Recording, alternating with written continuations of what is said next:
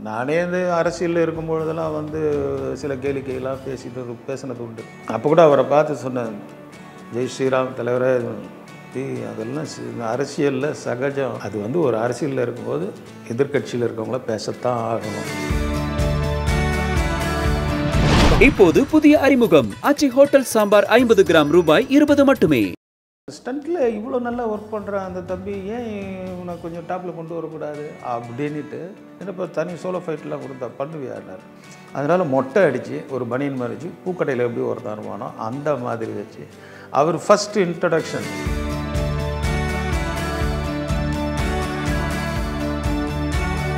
ஏன்னா மற்றவங்களாம் டூ போடணும்னு நினச்சி ஏதோ ஒரு ஷார்ட் என்ன பண்ணுவாங்க. அவர் என்ன பண்ணுவார், இதை என்னால் பண்ண முடியுமான்னு கேட்பார். பண்ண ட்ரை பண்ணுங்கன்னா ட்ரை பண்ணி பார்ப்பார். பண்ணலாமடா, இது நானே பண்ணுறேடா அப்படின்வார். உம்முன்னு இருக்கும்போது என்னன்னா, அந்த தலைவரை மார்னிங் கல்யாணம், தங்கச்சிக்கு காசு ஷார்ட்டேஜ் ஆகுது. எவ்வளோ என்ன ஷார்ட்டேஜ் ஆகுதுன்னாரு. இல்லை கிட்டத்தட்ட 2.5 லட்ச ரூபா ஷார்ட்டேஜ் ஆகுது. இவர் வீட்டுக்கு போகாமல் எனக்கு உண்டான காசு ரெடி பண்ணிவிட்டு இதை பண்ணலான்னார். என்னன்னு பார்த்தா ஒரு 5 கட்டு. இல்லை சார், அந்த ஷார்ட்டு முடிச்சுட்டு இதை சாப்பிட்லாம். 1 மணிக்கு சாப்பிட்ணைய அப்புறம் என்ன, எதுக்கா வாழறோம், எதுக்கு சம்பாதிக்கிறோம், எதுக்கு வேலைக்கு வரோம், நிப்பாட்டு ஷூட்டிங் பிரேக் முடிச்சு எடுத்துக்கலாம், எல்லாம் சாப்பாடு போடியா வந்து உட்காந்து சாப்பிடுவார் எல்லாரோடைய. நானே வந்து அரசியலில் இருக்கும்பொழுதெல்லாம் வந்து சில கேளிக்கையெல்லாம் பேசினது உண்டு. அப்போ கூட அவரை பார்த்து சொன்னேன், ஜெய் ஸ்ரீராம் தலைவரே, அதெல்லாம் அரசியலில் சகஜம். அது வந்து ஒரு அரசியலில் இருக்கும்போது எதிர்கட்சியில் இருக்கவங்கள பேசத்தான் ஆகணும். ஸோ இந்த மாதிரி பீச்சில் எவ்வளோ பேருக்கு எல்லாம் வைக்கிறாங்க. ஆனால் அந்த குடும்பம் அதெல்லாம் எதிர்பார்க்கவே இல்லை.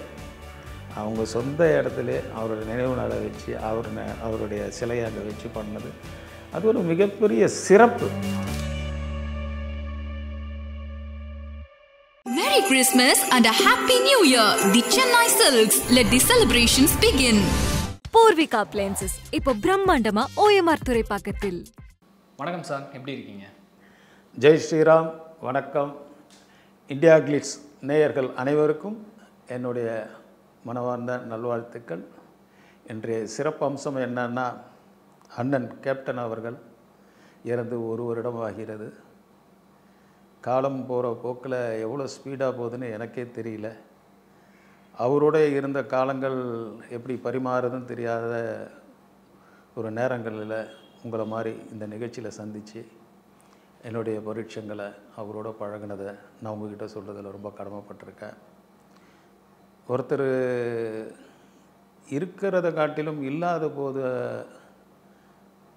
அந்த கஷ்டம், ஏன்னா ஒருத்தர் உயிரோடு இருக்கும்போது எதுவுமே நம்மளுக்கு தெரியாது. ஏன்னா கஷ்டம் இருக்காது, அந்த மனபாரமும் இருக்காது. நம்மளுக்கு ரொம்ப வேண்டப்பட்டவங்க, ரொம்ப உதவி செய்தவங்க, எனக்கு மட்டுமல்ல ஊருக்கே தமிழ்நாட்டுக்கே தெரியும். கேட்பவர்களுக்கெல்லாம் அள்ளி கொடுத்த ஒரு வள்ளல். ஒரு படி மேலே சொல்லணும்னா கிட்டத்தட்ட தெய்வத்துக்கு ஈக்குவலாக கூட சொல்லலாம். அவருக்கு நிகர் அவர்தான். கேப்டன் என்ற சொல்லு தலைமை. அந்த தலைமையை வந்து சரியாக செஞ்ச நிறைய பேர் இருக்காங்க. அதில் முக்கியமாக இவர் வந்து நம்ம கேப்டனை சொல்லித்தான் ஆகணும். ஏன்னா ஏன் சொன்னால், அவரால் பயன்பட்டவங்க பல பேர். அதாவது உண்மையாக அவர் கொடுத்த ஈகை தன்மை என்பது பேரும் புகழும் எடுக்கிறதுக்காக அவர் கொடுக்கல. அவர் எல்லாம் சாப்பிட்டு போய் மிச்சம் எதனா தான் குப்பையில் கூட போடாதரா, அங்கே எதனா ஜீவராசி இருக்கும், எறும்பு கிரும்பு இருக்கும், அங்கே எத்தனை கொஞ்சம் போடுறா அப்படின்வார். அந்த அளவுக்கு ஒரு இது. வந்தவரை வாழ வைக்கும் தமிழகம் அப்படின்னு நம்ம தமிழகத்தை சொல்லுவோம். வந்தவரை வயிறார சாப்பாடு போட்டு மகிழ்பவர் நம்ம கேப்டன் அவர்கள். அவரால் நான் ரொம்ப பயன்பட்டிருக்கேன். இந்த 1ஆம் ஆண்டு நினைவு நாளில் அந்த தெய்வத்துக்கு என்னுடைய வணக்கத்தை தெரிவித்துக்கிறேன். இந்தியா கிளிட்ஸ் நேயர்கள் அனைவர்களுக்கும் இந்த சந்தர்ப்பத்தை நான் உங்கள்கிட்ட பகிர்றதுக்கு ஒரு நல்ல வாய்ப்பாக அமைஞ்சது. சொல்லுங்கள், என்ன வேணும் சார்? கேப்டன் அவர்கள் கூட தொடர்ந்து நிறையா படங்கள் நீங்கள் பண்ணியிருக்கீங்க. ஆனால் முதல் படம் அவர் கூட சந்தித்த முதல் சந்திப்பு பற்றி ஷேர் பண்ண முடியுமா?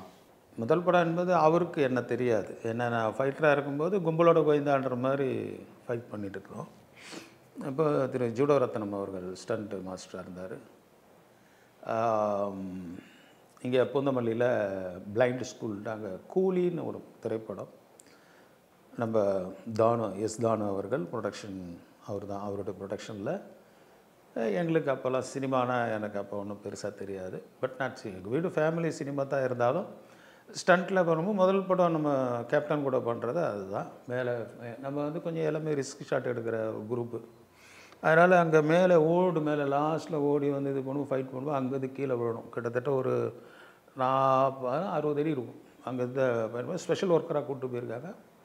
அன்றைக்கி என்னுடைய ஜாப் முடிச்சுட்டு வந்தேன். அதுக்கப்புறம் படத்தில் தான் பார்த்தேன். பட் எனக்கும் அவருக்கும் அந்த நேரத்தில் இல்லை. ஆனால் அதுக்கப்புறம் அவருடைய வளர்ச்சிகள் அவரை பற்றி கேள்விப்படும் பொழுது ஒவ்வொரு இடத்துலையும் ராவுத்தர் ஃபிலிம்ஸ் அப்படின்னா நிறைய பேர் வந்து ஃபிலிம்ஸ் வந்து நிறைய படங்கள் எடுத்து அப்படி தான் பெரும் புகழ் எடுப்பாங்க. ஆனால் இந்த ராவுத்தர் ஃபிலிம்ஸ் கேப்டன் நம்ம விஜயகாந்த் சார் சொல்லும்போது பெரிய ஃபேமஸ் என்னன்னா, டி நகரில் எவ்ரி சண்டே பிரியாணி, டெய்லி சாப்பாடு.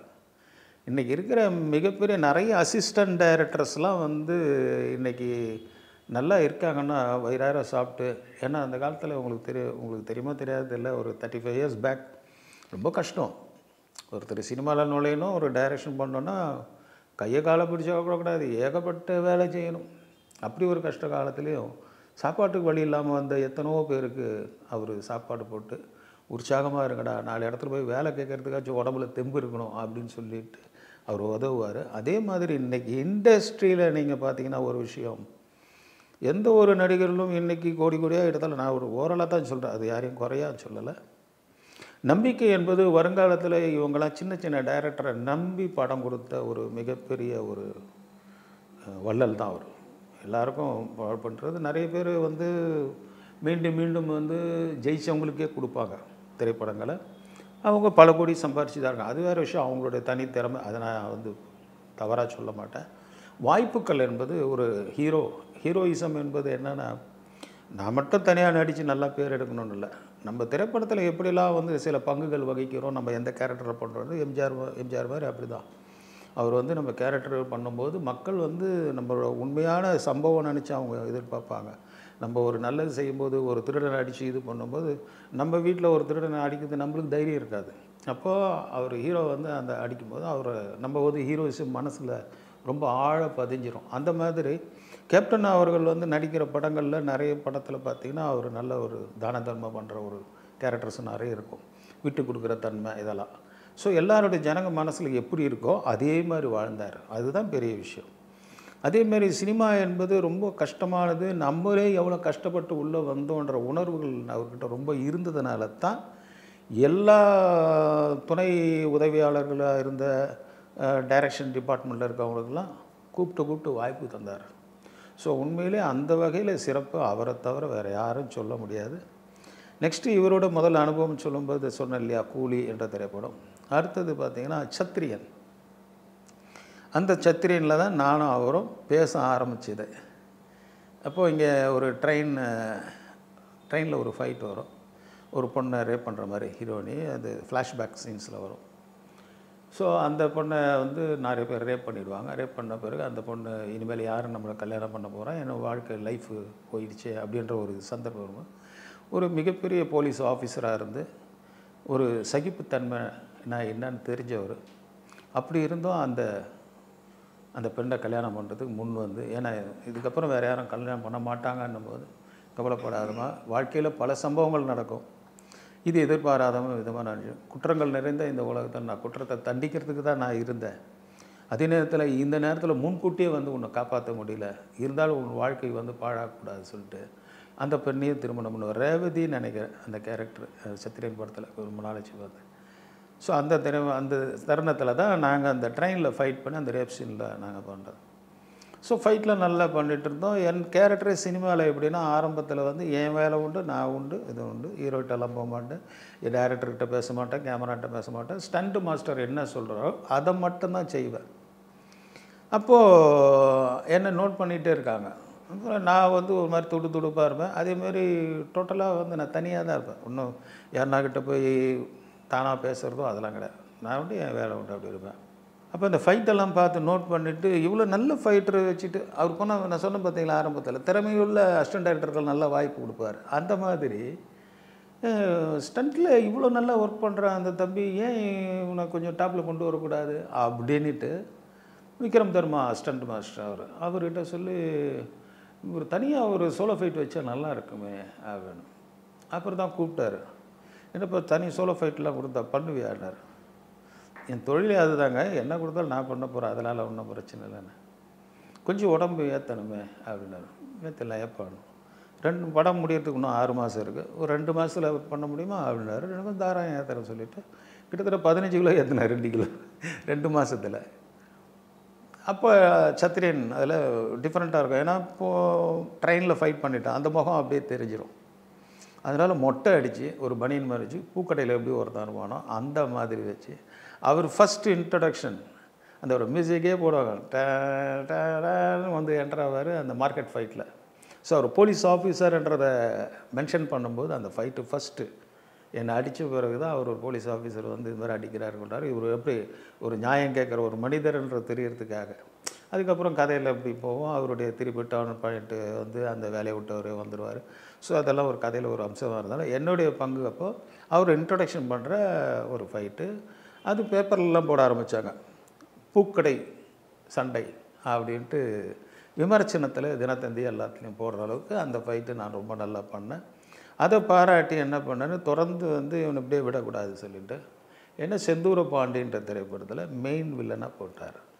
இத்தனைக்கும் அன்றைக்கி கால் உடஞ்சி நான் ஒரு வருஷத்தில் வேலைக்கு போக முடியாத சூழ்நிலையில் இருந்தேன். அவர் தான் ஊக்கம் கொடுத்து இப்படியே இருந்துட்டுன்னா கடைசி வரைக்கும் இப்படியே ஆகிடுவேன் பொண்ணம்பளம், நான் உனக்கு மெயின் வில்லன் சான்ஸ் தரேன் அப்படின்னாரு. எங்கே சார் நடக்கவே முடியல, ஷூட்டிங் வேணால் 6 மாதம் கழித்து கூட வச்சுக்கலாம், படம் 1 வருஷம் ஆகும் முடியறதுக்கு, எப்படியோ ஒரு 8-10 மாதம் ஆகும், நாங்கள் டப்பிங் முடித்த படம் கூட நீ பண்ணலாம் அது ஒரு ஃபைட்டு அப்படின்னாரு. சரி இப்படி சொல்லிட்டு நம்மளுக்கு ஒரு ஊக்கம் கொடுக்கறதுக்கு ஒரு நபர் கிடைச்சாலே போதும், நம்மளுக்கு இப்படி ஒரு ஆசான் கிடச்சிட்டாருன்னு சொல்லிட்டு டெய்லி நல்ல பிசியோதெரப்பி நல்லா பண்ணி காலை ரெடி பண்ணி, ஏன்னா உழைப்பாளின்ற படத்தில் தான் அந்த கால் உடைஞ்சிது. அதுக்கப்புறம் இந்த சம்பவம் வரும்போது செந்தூர பாண்டி திரைப்படத்தில் எனக்கு மெயின் வில்லன் கேரக்டர் கொடுத்தாரு. அவர் சொன்ன மாதிரியே டெய்லி நல்லா எக்ஸசைஸ் பண்ணி படம் 100 நாள் ஓடிச்சு. அதனை தொடர்ந்து தான் அந்த படம் வந்து அவர் ரெக்கமெண்ட் பண்ணி அந்த வில்லன் சான்ஸ் கொடுத்ததா. ஏன்னா ஏற்கனவே சோலோ ஃபைட் இன்ட்ரடக்ஷன் பண்ணி எனக்கு பெரிய ஒரு லெவலில் கொண்டு வந்ததும் அவர் தான். அண்ட் என் மேலே ரொம்ப நம்பிக்கை வச்சு ஒரு ஸ்டண்ட் நடிகரை எப்படா மெயின் வில்லனாக போகிறத எல்லாம் யோசிச்சுட்டு இருந்தாங்க. ஆனால் எதையுமே யோசிக்காமல் அவர் ரைட் திங்கிங் இவனை வந்து கொண்டு வந்தால் அவன் வருவான் அப்படின்ற ஒரு யூகம்ன்றது இருக்க, அது மிகப்பெரிய ஞானம். ஒருத்தரங்கிட்ட என்ன திறமை இருக்குன்றது ஒரு சாதாரண ஆளுலாம் கண்டுபிடிக்க முடியாது, அதில் ஆழ்ந்து இருக்கிறவங்களுக்கு தான் தெரியும். அந்த மாதிரி அந்த கருப்பு வைரம் என்னை கூப்பிட்டு செந்தூர பாண்டி படத்தில் வில்லனை இன்ட்ரடியூஸ் பண்ணாங்க. அதுக்கப்புறம் ஹிந்து, அப்புறம் ஹானஸ்ராஜில் அவரே சொல்லிட்டார், இனிமேல் இந்த மாதிரி ஃபைட்டை என்னால் பண்ண முடியாது, என்னுடைய சிறந்த ஃபைட்டுன்னு சொன்னால் இதுதான் அப்படின்னு சொல்லிவிட்டு ஹானஸ்ராஜில் அந்த மனோரமா ஆட்சியெல்லாம் கொல்லும்போது சீன்லாம் நீங்களே படம் பார்த்துருப்பீங்க. அதனை தொடர்ந்து நிறைய படங்கள் அதுக்கு முன்னாடி பரதன் அதெல்லாம் சோலோ ஃபைட்லாம் பண்ணேன். நல்ல டாப் மோஸ்ட் படங்கள் அவரோட இருந்து நிறைய படம், தவசி காமெடி கடந்த வில்லனாக இருக்கும். ஸோ எனக்கு ஒரு லைஃப்ன்றது பெரிய லைஃபு கொடுத்தது அவர் தான். ஸோ விஜயகாந்த் அவர்கள் வந்து சண்டை காட்சிகள்னாவே ஒரு பிரபலமானது அப்படின்னு எல்லாருக்குமே தெரியும். ஸோ ஒரு சீனியர் ஆக்டராகவும் சீனியர் ஸ்டண்ட் கலைஞராகவும் நீங்கள் பார்த்து அவரோட ஃபைட் சீக்வன்ஸில் மனுஷன் என்னெல்லாம் பண்ணுறாரு அப்படின்னு நீங்கள் வியந்த தருணம் ஏதாவது இருக்கா சார்? வியந்த தருணம் என்பது அவரோட சண்டை போடும்போது எல்லாமே வியக்கிற அளவுக்கு தான் இருக்கும். ஏன்னா மற்றவங்களாம் டூப் போடணும்னு நினச்சி ஏதோ ஒரு ஷார்ட் என்ன பண்ணுவாங்க, அவர் என்ன பண்ணுவார், இதை என்னால் பண்ண முடியுமான்னு கேட்பார். வேணா ட்ரை பண்ணுங்கன்னா ட்ரை பண்ணி பார்ப்பார், பண்ணலாமடா இது நானே பண்ணுறேடா அப்படின்வார். சில பேர் எடுத்த உடனே ஐயோ மேலே குதிக்கணுமா வேணா டூப் போட்டுறான்னு விடுவாங்க, ஃப்ளாட்டாக அதில் வந்து யோசிக்க மாட்டாங்க. ஆனால் இவர் என்னால் எவ்வளோ முடியுமோ பண்ணுறது வேணால் ட்ரை பண்ணி பார்க்குறேன் நல்லா இருக்குன்னா அந்த அவருக்கு இருக்கிற ஒரு நல்ல எப்படி சொல்கிறதுனா தைரியம், இவரே இவ்வளோ தைரியமாக பண்ணும்போது நாங்கள் அதுக்கேற்ற மாதிரி கரெக்டாக கம்போஸ் பண்ணிவிட்டு அவருக்குன்னு தெரியும் அந்த கிக் பண்ணுறது அவருடைய ஸ்டைலில் என்னென்ன பண்ணுவாரோ அந்த மாடலில் சூப்பர் சுப்ராயன் அவர்கள் நிறைய அவரோட படங்கள் பண்ணாங்க, ராஜேஷ் பண்ணார். அப்போது அந்த படங்கள்லாம் நல்லா ஒரு தெளிவாகிச்சு.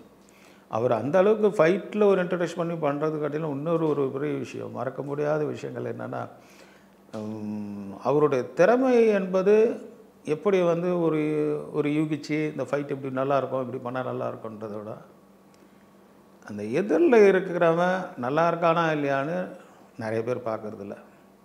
இவ்வளோ உழைச்சானே இவன் என்ன பண்ணுறான், இவன் பின்னாடி என்ன இருக்குது, இவன் என்ன எதிர்பார்த்து இந்த ஸ்டண்ட்டுக்கு வந்தான், மற்ற நடிகர் மாதிரி இல்லாமல் விழுந்து ரத்தத்தை வேர்வையாக சிந்தி பண்ணுறான் அப்படின்னு குடும்பத்தில் பங்கேற்கிற அளவுக்கு ஒருத்தனை விசாரிக்கிற ஒரு மனிதர், மாமனிதர்னால் அவர் தான். அவருக்கு நிகர் அவர் தான். காரணம் என்னென்னா, நான் எல்லாம் ஃபைட்டு முடிச்சுட்டு யோசனையில் அப்படியே உட்காந்துருப்பேன். நல்ல ஃபைட்டு வரும், நல்ல ரிசல்ட் வரும். ஆனாலும் என்னுடைய மௌனங்கள் காரணம் என்னென்னா, எனக்கு பின்னாடி இருக்கிற பிரச்சனைகள், என்னுடைய சகோதரிகள்லாம் இருக்காங்களே, அவங்களுடைய வாழ்க்கைகளுக்கு என்ன பண்ணலாம், அவங்களுக்கு என்ன பண்ணலாம், இவங்களுக்கு என்ன பண்ணலாம், நேற்று வந்து பொண்ணு கெட்டு போனாங்களே அவங்களுக்கு என்ன சொல்கிறது, இப்படியே கடமைகள் வந்து எனக்கு ஒரு 10 வருஷம் தொடர்ந்து இருந்தது. அன்றைக்கி உம்முன்னு இருக்கும்போது என்னன்னா, இல்லை தலைவரே மார்னிங் கல்யாணம், தங்கச்சிக்கு காசு ஷார்ட்டேஜ் ஆகுது, சரி என்ன பண்ணுறதுன்னு பரதன் ஷூட்டிங்கில் 3 மணி இருக்கும், 2 மணிக்கு பேக்கப் ஆகிடுச்சு. நான் மேக்கப்லாம் கழிச்சிட்டு அந்த பிளட்டெல்லாம் இது பண்ணிவிட்டு வரும்போது காலையில் கல்யாணம். ஆமாம் நீ பத்திரிக்கை கொடுத்தல, பட் ஏன்டா பூஷன் ஏன்டா சொல்ல கூட வெங்கிட்டு இருந்தான் கேட்டு அந்த சோத்தராஜி அவங்கள கூட்டானே, இல்லைண்ணே நான் ரெடியாக தான் வச்சுருக்கேன், நீங்கள் ஃபைட் முடிச்ச பிறகு சொல்லலாம் இருந்தேன். ஏட்டா காலையில் கல்யாணம் சார், அப்போ நைட் ஷூட்டிங்னே ஏன் இன்றைக்கி வச்சிங்க, டயர்டாக இருப்பாப்புல பண்ண முடியும்னு அவர் கேட்குறாரு. சரி இப்போ காலையில் கல்யாணமா, ஆமாம் எவ்வளோ என்ன ஷார்ட்டேஜ் ஆகுதுன்னாரு. இல்லை கிட்டத்தட்ட 2.5 லட்ச ரூபா ஷார்ட்டேஜ் ஆகுது. இது 2 லட்சம் ஆகுதா, சரி சரிப்பா அப்படின்னாரு. நான் நினச்சேன் சரி பத்திரிக்கை கொடுத்துட்டேன், வந்தால் வராக்கட்டா போவார்னு நினச்சிக்கிட்டு இருந்தேன். அப்புறம் காலையில் 6 to 7:30 திங்கக்கிழமை, ஏன்னா 7:30 ராவுகாலம், 6 to 7:30 கல்யாணம் வச்சுருக்கு. நான் போயிட்டு கொஞ்ச நேரம் அசந்தேன், ஃபைட் பண்ணி டயர்டில் அப்படியே படுத்துட்டேன். 6 மணிக்கு தான் எழுந்து கட்டன்னு குளிச்சுட்டு ஒரு 6:30க்கெல்லாம் அந்த ஸ்டண்ட் எதிர்க்க தான் கல்யாணம், நம்ம வடபழனி சிவன் கோயில்கிட்ட. ஒரு கல்யாண மண்டபத்தில் உள்ளே வர ஒரே கூட்டம், ஏகப்பட்ட கூட்டங்கள். உள்ளே போய் எல்லாம் தள்ளி விட்டு உள்ளே போய் பார்க்குறேன், நம்ம கேப்டன் உட்காந்துருக்காரு. அதாவது ஒரு ஷாக் கொடுக்கலாம், ஆனால் இந்த மாதிரி ஷாக்லாம் கொடுக்குறது வந்து, அவரும் என் கூட தானே ஒர்க் பண்ணிட்டு வந்தார், வீட்டுக்கே போகலப்பா. மனுஷன் அங்கேயே இருந்து இது பண்ணிவிட்டு வேறு ஒரு கம்பெனிக்கு ஃபோன் பண்ணி கேஷை ரெடி பண்ணி, காலையில் பொன்னம்பலம் வீட்டில் ஒரு கல்யாணம் இருக்குது, அவனுக்கு காசு கொடுக்கணும்னு சொல்லிட்டு 2 கம்பெனியில் அவர் புக் பண்ணி 1 லட்சம் அட்வான்ஸ் உடனே வேணும் பொன்னம்பலத்துக்குன்னு சொல்லி நைட்டோட நைட்டாக ரெடி பண்ணி, இது முடிஞ்சது நான் 3 மணிக்கு அங்கேருந்து கிளம்புற லொக்கேஷனில், இவர் வீட்டுக்கு போகாமல் எனக்கு உண்டான காசு ரெடி பண்ணிவிட்டு ராவுத்தர்கிட்ட மிச்சத்தை காசு வாங்கி வந்து உட்காந்துட்ருக்காரு. நான் ஒன்றும் புரியல என்ன சொல்கிறது. சரி அப்புறம் இருந்து கல்யாணம் இருந்து ஆசீர்வாதம் பண்ணிட்டு கிளம்பும்போது இதை பண்ணமுலான்னாரு. என்னன்னு பார்த்தா ஒரு 5 கட்டு 2.5 லட்ச ரூபா. சரி கிஃப்ட்டு எதுவும் வெயிட்டாக இருக்கணும், கேஷை கேட்டு 2 லட்ச ரூபா இருக்குது, இன்னும் கவலைப்படுறது, சரி போய் கடங்கிறது இங்கே வாங்காத, 2 படம் கமிட்மெண்ட் பண்ணியிருக்கு அப்படின்னா. எனக்கு வந்து அப்படியே ஆச்சரியம், 2 படம் கமிட்மெண்ட்டும் ஆகிடுச்சு, அதுக்கு உண்டான அட்வான்ஸ் பணம் வந்துடுச்சு, மிச்சம் 50,000 ராவுத்தர்கிட்டேருந்து வாங்கி கொடுத்துருக்காரு. அப்போ என்ன சொல்லுவேன் அப்போது என்னுடைய பாரங்கள் அன்னையிலேருந்து முகம் சிரித்த முகமாயிடுச்சு. ஸோ ஆண்டவன் இருக்கிறான், அவன் எந்த ரூபத்தில் வருவானா, இந்த மாதிரி ரூபத்தில் தான். அதனால தான் இன்றைக்கி அவர் ஆண்டவராக இருந்து எனக்குன்னு இல்லை நிறைய பேருக்கு பண்ணியிருக்காரு. இந்த லாஸ்ட் டைம் எனக்கு ஆப்ரேஷன் பண்ணும்போது எனக்கு ஓவர் ஹை ப்ரெஷரால் தான் எனக்கு கொஞ்சம் மேக்ஸிமம் சில கன்ஃபியூஷன்ஸ்லாம் எனக்கு இந்த கிட்னி ப்ராப்ளம் வந்தது. ஏன்னா ஒரு மனிதனுக்கு டென்ஷன் இருக்கலாம், ஓவர் டென்ஷன் போகும்போது ஒன்று கோமா ஸ்டேஜ் போயிடுவாங்க, அப்படி இல்லைன்னு சொன்னால் கிட்னி போயிடும், ஃபெயிலியர் ஆகிடும். ஸோ கிட்னி ஃபெயிலியர் ஆகிறது 2 விஷயம் இருக்குது, over sugar and tension. So நம்மளுக்கு அந்த நேரத்தில் சுகரும் கொஞ்சம் அட்டாக் ஆச்சு அண்டு ப்ரெஷர் ஹெவி. ஸோ என்னை அட்மிட் பண்ணும்போது 276 இருந்தது, கோமா ஸ்டேஜ் போகிற லெவலில். அதனால தான் அதுக்கப்புறம் பார்க்கும்போது தான் கிட்னி ஃபெயிலியர்னு தெரிய வந்தது. ஸோ இந்த ஒரு காலகட்டத்தினால தான் அவர், ஏன்னா ஒரு தாய் தகப்பனை கூட நான் பார்த்து கொஞ்சம் கண்ணீர் விட்டு அழுதுட்டா கூட கொஞ்ச நேரம் சமாதானப்படுத்துறதுக்கு யாருன்னா இருந்து சமாதானப்படுத்தினா தாங்கிடலாம். அந்த தாய் தகப்பன் செய்ய முடியாத நான் என் குடும்பத்துக்கு நான் எல்லாருக்கும் சிறப்பாக செஞ்சதுக்கு காரணமாக உண்டானவர் இவர் தான். ஸோ இந்த கடவுளை நான் அன்றைக்கி உண்மையிலே பார்த்தா அன்றைக்கே என் ஊர்வலமும் சேர்ந்து தான் போயிருக்கும். அதை நான் அப்போத்துலேருந்து சொல்கிறேன். ஏன்னா ஒரு பதட்டம் என்பது எனக்கு என்னதான் ஸ்ட்ராங்கு உடம்புனா 10 அடுக்கு பில்டிங்லேருந்து குதி சொன்னால் குதிச்சிடுவேன், பைக் ஜம்ப் பண்ணிடலாம், அது பண்ணலாம். பாசத்துக்கு இணையெல்லாம் சொல்ல முடியாது, அதெல்லாம் அன்கண்ட்ரோல். நீ மலையாக இருந்தாலும் சரி, யாராக இருந்தாலும் சரி, உலகத்தில் எவ்வளோ பெரிய பலசாலியாக இருந்தாலும் சரி, அவனுக்குன்னு ஒரு இறக்கம் இருக்குது, மனசில் ஒரு பாரம் வந்துடுச்சுன்னா அவளால் தாங்க முடியலன்னா கண்ணீர் விடாதவன் மனிதனே கிடையாது. அதில் நான் வந்து அவரோட உயிரோடு கலந்த ஒரு ஜீவனாக நான் இருந்ததுனால அவர் என்னால் பார்க்க முடியல. ஏன்னா போய் நின்றுன்னு சொன்னால் எனக்கு அதுக்கப்புறம் என்ன நடக்கணும் எனக்கே தெரியாது. எனக்கே தெரிஞ்சு போச்சு. ஆல்ரெடி கிட்னி வேறு டிரான்ஸ்பிளான்ட் பண்ணியிருக்கேன். டாக்டரும் சொல்லியிருந்தாங்க, நம்மளும் நல்ல விஷயத்துலையும் கலந்துக்காதீங்க, கெட்ட விஷயத்துலையும் கலந்துக்காதீங்க. எமோஷன் ஆச்சுன்னா திருப்பி நம்ம கிட்டத்தட்ட 60-70 லட்ச ரூபா செலவு பண்ணியிருக்கேன். அதனால் அவர் பார்த்துங்கன்னாங்க. ஆனால் தினம் வேதனைப்பட்டுட்டு இருந்தேன். அதுவே எனக்கு ரொம்ப கஷ்டம். ஏன்னா அவரை பார்த்து சில பேர் பார்க்கும்பொழுது, அவர் மேடையில் வந்து சில இடத்துல நிற்கும்பொழுது, நானே வந்து அரசியலில் இருக்கும்பொழுதெல்லாம் வந்து சில கேளிக்கையெல்லாம் பேசினது உண்டு. அப்போ கூட அவரை பார்த்து சொன்னேன், ஜெய் ஸ்ரீராம் தலைவரே, அதெல்லாம் அரசியலில் சகஜம் சொல்வார்ல அவர் மாதிரி, அதெல்லாம் சகஜம்தான், அதெல்லாம் நீ ஒன்றும் மைண்டெல்லாம் எடுத்துக்காத. அது வந்து ஒரு அரசியலில் இருக்கும்போது எதிர்கட்சியில் இருக்கவங்கள பேசத்தான் ஆகணும். ஏன்னா ஃபஸ்ட்டு ஆளுமை கட்சியோட ஒன்று இதாக இருந்தது, அதுக்கப்புறம் தான் தனியாக இது பண்ணாங்க. ஸோ அம்மா கூட நான் இருக்கும்போது ஏடிஎம்கில் இருக்கும்போது இவங்க எல்லாம் ஜாயின் ஆகும்போது ரொம்ப சந்தோஷத்தில் இருந்தேன். அதுக்கப்புறம் என்னாச்சு, நிர்பந்தம் ஆகிடுச்சு கட்சியில் இருக்கும்போது. அதனால் சில சொற்கள் இருந்தாலும் அந்த நான் ஸ்டேஜில் சில ரொம்ப நையாண்டித்தனம் பண்ணியிருந்தாலும் நான் ரூமில் வந்து ரொம்ப வேதனைப்படுவேன். என்னடா இப்படி ஒரு காலகட்டம் இந்த மாதிரி இது மாதிரினா. அதுக்கப்புறம் தான் அரசியலில் டோட்டலாக இந்த லோக்கல் கட்சியெல்லாம் விட்டுட்டு இப்போ கூட நான் வேறு கட்சி மாதிரி இருந்தாலும் எந்த ஸ்டேஜுக்கும் போகிறதில்ல, எங்கேயும் போகிறதில்ல, சும்மா பேருக்கு அப்படி இருக்கிறது. ஏன்னா அது வந்து எனக்கு இன்னும் மனசு உறுத்திக்கிட்டே இருக்குது. ஒரு மனிதரை, நல்ல மனிதரை, நம்மளுக்கு உதவின மனிதரை வந்து சில வேறு யாரோ கட்டாயத்துக்கோசரம் நம்ம சொல்லும்போது அது மிகப்பெரிய தவறு தான். அது வந்து நான் ரொம்ப வாட்டி மனசார நான் அவர்கிட்ட மன்னிப்பு கேட்டிருக்கேன். ஆனால் அந்த நேரத்தில் அவர் ஆறுதல் சொல்லுவார், நீ ஏன்டா அதெல்லாம் இதில் பார்க்குற, உன் வேலை இது மாதிரி செய்யணுன்ட்டு. நீ பிரச்சாரத்துக்கு போகும்போது இப்படி தான் பல பேர் குறை இல்லைனாலும் குறை சொன்னாதான் அப்படின்ற காலம் இது. வேறு ஒன்றும் பண்ண முடியாது. ஆளுங்கட்சியில் இருக்கவங்க எதிர்கட்சியை பற்றி பேசுவாங்க, எதிர்கட்சியில் இருக்கவங்க ஆளுங்கட்சியை பற்றி பேசுவாங்க. இது நாடோடைய பிரச்சனை. அதனால் உனக்கு உண்டான நிர்பந்தம் அது. அதனால் அதை ஒரி பண்ணிக்க வேண்டாம்னு சொல்லி தோள் தட்டி கொடுத்து இது பண்ணார். இருந்தாலும் என்னுடைய மனசு அவரை காயப்படுத்துகிறன்றது ஒரு இது இருக்கு இல்லையா, அதுதான் என்னுடைய வேதனைகள் அதனோட கலந்துகள். அதோடு இன்னொன்று என்னென்னா, என் குடும்பத்தில் இப்படி அவர் எனக்கு ஒரு சகோதரனாக பிறந்திருந்தால் இதோட பாக்கியம் எனக்கு எதுவும் கிடச்சிருக்காது. ஆண்டவன்கிட்ட வேண்டுவேன், அடுத்த ஜென்மத்தில் யார் என்ன எனக்கு தாய் தகவன் கூட மாறி பிறந்தாலும் பிறக்கலாம். ஆனால் நம்ம கேப்டன் அவர்கள் என்னுடைய குடும்பத்தில் ஒவ்வொருத்தராக அவர் பிறக்கணுன்ட்டு நான் வேண்டினது உண்டு. ஏன்னா அந்த அளவுக்கு எனக்கு நன்றி கடன் நான் அவர்கிட்ட பட்டிருக்கேன். ஸோ அந்த இதில் தான் இப்போ கூட சில நிகழ்ச்சிகள் இப்போ தான் கலந்துக்கிட்டு இருக்கேன். ஏன்னா நடுவில் எங்கேயும் வெளியே போகல. ஸோ அவருடைய சிறப்பை சொல்கிறதுக்கு இந்த ஒரு தருணம் எனக்கு அமைஞ்சதுக்கு ரொம்ப நன்றி கடன் பட்டிருக்கேன். உங்களுக்கும் நன்றி சொல்லிக்கிறேன். அவரோட இந்த 1ஆம் ஆண்டு நினைவு நாளில் அவரோட குடும்பத்தாருக்கும் ஃபேன்ஸுக்கும் என்ன சொல்ல விரும்புகிறீங்க? அவரோட தாக்கம் வந்து இப்போ வரைக்குமே தொடர்ந்துக்கிட்டு இருக்குது. ஒரு கடவுளை பற்றி விமர்சனம் பண்ண முடியுமா? கடவுள் ஆகிட்டார் அவர். ஸோ இனிமேல் அவரை வந்து பிரபலப்படுத்துறதுக்கு நியாயம் இல்லை. அவர் பிரபலம்ன்றது மற்ற பிரபலம் கிடையாது, தெய்வத்துக்கு ஈக்குவலாக அவரை வந்து இன்றைக்கி அன்னதானம்லாம் பண்ணிகிட்டு இருக்காங்க அவருடைய இதில்னா. அதில் ஒரு பெரிய சிறப்பு பாருங்கள். மற்ற கட்சிக்காரங்க மாதிரி நான் வந்து ஓரளவு தான் சொல்கிறேன், யாரையும் குறை சொல்லலை. யாருக்கும் எல்லா அரசியல் தலைவர்களுக்கும் ஒன்றும் ஏழையான இல்லை யாரும் கிடையாது, எல்லாம் வசதியானவங்க தான் இருக்காங்க எல்லா கட்சி தலைவர்களும்.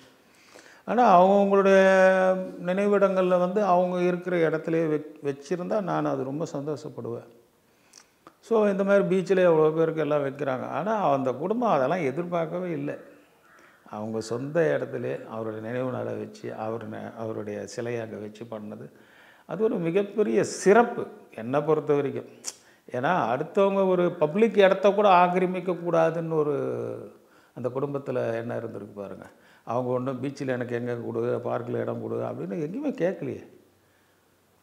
எங்கள் தகப்பனார், எங்கள் குடும்பம், எங்கள் கடவுள் அப்படின்ற மாதிரி இன்றைக்கும் ரசிகர்கள் அங்கே போய் நம்ம கோயம்பேடில் இருக்கிற அவருடைய கல்யாண மண்டபத்தை இடித்து பண்ணாங்க இல்லையா, அங்கே ஆஃபீஸ்லேயே தான் அவருடைய இது இருக்குது. அவர் ஒரு நல்ல கடவுளாக தான் வாழ்ந்துட்டுருக்கார். அதனால் அதுக்காக நான் வந்து பெரிய பெரிய தலைவர்களை குறை சொன்னோன்னு இல்லை, அதை கூட எதிர்பார்க்கலைன்ற விஷயத்த சொல்ல வந்தேன், அவ்வளோதான். ஓகேங்களா? ஏன்னா மிகப்பெரிய தலைவர்களுக்கு கண்டிப்பாக செலவு வச்சு தான் ஆகணும். செலவு வச்சா தான் இதுக்கப்புறம் நமக்கு பின்னாடி வர்றவங்கெல்லாம் அதை யோசிப்பாங்க. நம்ம தகப்பனார் காலத்தில், தாத்தா காலத்தில் இவங்கெல்லாம் வந்து தலைவராக இருந்திருக்காங்க, நாட்டுக்கு இவ்வளோ சேவை செஞ்சுருக்காங்கன்றது எல்லாருடைய ஒரு இது தெரியும். இல்லைனா நம்மளுடைய வரலாறு தெரியாமல் போயிடும். அது வந்து உண்மை தான். இருந்தாலும் அந்த ஒரு தருணத்துலேயும் கூட தன்னுடைய சுய இடத்துல அவருடைய சிலையை வச்சு இருக்காங்கன்றது ஒரு மென்ஷன் பண்ணுறேன். மொத்தத்துக்கு ஒரு கம்பேர் பண்ணும்போது எங்கள் தலைவர் இப்படி இருக்கார், என்னுடைய அண்ணன் இப்படி இருக்கார், எங்கள் கேப்டன் இப்படி இருக்கார், அந்த கேப்டனோட குடும்பம் இப்படி இருக்குது, எவ்வளோ பேருக்கு இடம்லாம் வாங்கி கொடுத்துருக்காங்க. வேறு ரொம்ப ஒன்றும் வேணாம், எதையுமே சொல்ல வேணாம், அவரை பற்றி ரொம்ப சொல்லிகிட்டே இருக்கணும்னு அவசியம் கிடையாது. இன்றைக்கும் அங்கே அன்னதானம் நடந்துகிட்ருக்கு. அதேமாதிரி அவர் ஷூட்டிங்கில் சரி வித்தவுட் பிரேக்லாம் கிடையவே கிடையாது. ஏன் என்ன நாளைக்கு ஷூட்டிங் ரிலீஸ், நாளைக்கு படம் ரிலீஸ் ஆக போகுது, இல்லை சார் அந்த ஷாட்டு முடிச்சுட்டு இதை சாப்பிட்லாம். 1 மணிக்கு சாப்பிட்ணையா, அப்புறம் என்ன, எதுக்கே வாழறோம், எதுக்கு சம்பாதிக்கிறோம், எதுக்கு வேலைக்கு வரோம், நிப்பாட்டு ஷூட்டிங், பிரேக் முடிச்சு எடுத்துக்கலாம், எல்லாம் சாப்பாடு போடியா அப்படின்னு சாப்பாடு போட்டு யார் யாருக்கு என்ன போடுறாங்க பார்ப்பார். ஏன்னா இந்த ப்ரொடக்ஷன் எவனா கமிஷன் அடித்து லோக்கல் அரிசியை போட்டுற போகிறான், சாம்பார் சரி இருக்காதுன்ட்டு வந்து உட்காந்து சாப்பிடுவார் எல்லாரோடையும். அதேமாதிரி அவரும் தனியாக உட்காந்து சாப்பிட்டு அசிஸ்டண்ட்டில் தனியாக உட்கார மாட்டார், தரையில் உட்காந்துப்பார். அசிஸ்டண்ட்டெல்லாம் சுற்றி உட்காந்துப்பாருங்க. நம்ம வீட்டில் எப்படி அண்ணன் தம்பியெலாம் உட்காந்து சாப்பிடுவோம் அந்த மாதிரி சாப்பிடுவார். இதுவே ஒரு பெரிய காட்டில் என்னன்னா, எங்கன்னா வெளியே ஷூட்டிங் போவோம், கேரவன்லாம் அங்கே ரொம்ப தூரம் இருக்கும், அவருக்கும் கேரவன் வந்து கொடுப்பாங்க. ஷார்ட் பண்ணிகிட்டே இருப்பார். திடீர்னு கொஞ்சம் ரெஸ்ட் எடுக்கணுமா, அந்த தலைக்கான எப்படி போடுறான் அப்படின்னு அங்கேயே படுத்துடுவார். அது புல்லு தரையாக இருக்கட்டும், ஒரு பாயை போட்டு ஒரு தலைக்காணி இருந்தால் போதும், இல்லையா கையை வெறும் கையை வச்சு படுத்துப்பார். ஷார்ட் ரெடினா டக்குன்னு மேக்கப் ரெடி பண்ண ரெடி அப்படின்வார். சின்சாரிட்டியில் சின்சாரிட்டி, எளிமையில் எளிமை, தலைவனுக்கு தலைவன், தொண்டனுக்கு தொண்டன், வள்ளலுக்கு வள்ளல், அவருக்கு நிகர் அவரே. இதோட வேறு எதுவும் சொல்கிறதுக்கு இல்லை. ஜெய் ஸ்ரீராம். தேங்க்யூ. இப்போது புதிய அறிமுகம் ஆச்சி ஹோட்டல் சாம்பார் 50 கிராம் ரூபாய் 20 மட்டுமே. Merry Christmas and a Happy New Year. The Chennai Silks. Let the celebrations begin. Poorvika appliances இப்போ பிரம்மாண்டமா OMR துறைப்பாக்கத்தில்.